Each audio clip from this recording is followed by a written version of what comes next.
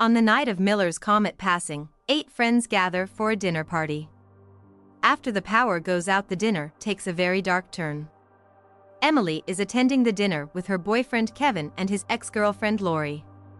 Throughout the evening, tensions arise, particularly between Emily and Kevin due to his upcoming extended business trip abroad, and between Lori and Emily due to Lori's flirtatious behavior with Kevin. During dinner, a sudden power outage occurs.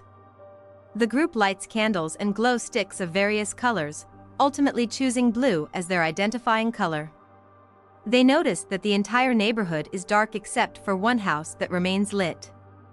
While discussing what to do, they hear a glass break but cannot determine who or what caused it.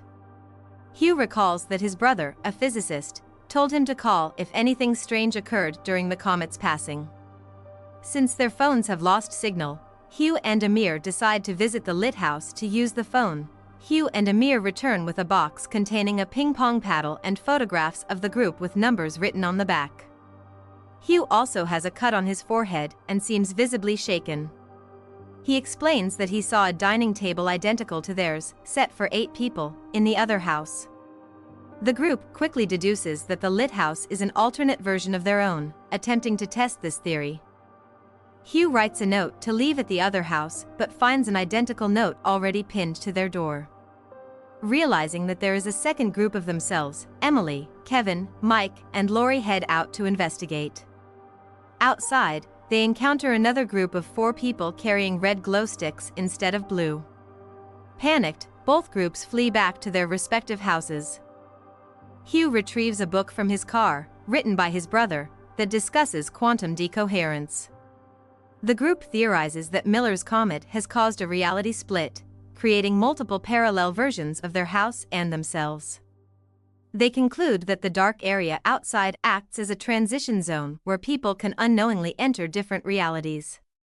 This realization unsettles Mike, who begins drinking heavily and considers taking violent action against their doubles to protect their version of reality. Instead, he writes a blackmail note to the other Mike, exposing his past infidelity with Beth, and slides it under the other house's door. As events unfold, the group discovers inconsistencies indicating that they may not have all originated from the same house. Specifically, they realize that Hugh and Amir, who had left earlier, returned from a different reality. This revelation is further confirmed when they arrive carrying blue glow sticks, despite initially leaving with blue ones, indicating they had crossed into yet another house. Beth later witnesses Lori kissing Kevin in the hallway, further complicating their already tense relationships. Tensions escalate when someone smashes Hugh's car window from outside. Meanwhile, Emily retrieves a sentimental ring that Kevin gave her from her car. In her conversation with Kevin, she realizes that he is not from her original reality. As paranoia increases, the group decides to create their own box of numbered photographs and objects to test whether they are from the same reality. They roll dice to assign numbers and include randomly chosen objects inside the box. Emily eventually deduces that only Lee and Beth, who never left the house, belong to this specific reality.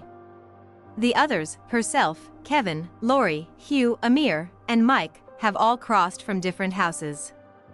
Their experiment is interrupted when a blackmail note arrives under the door, revealing the affair between Mike and Beth.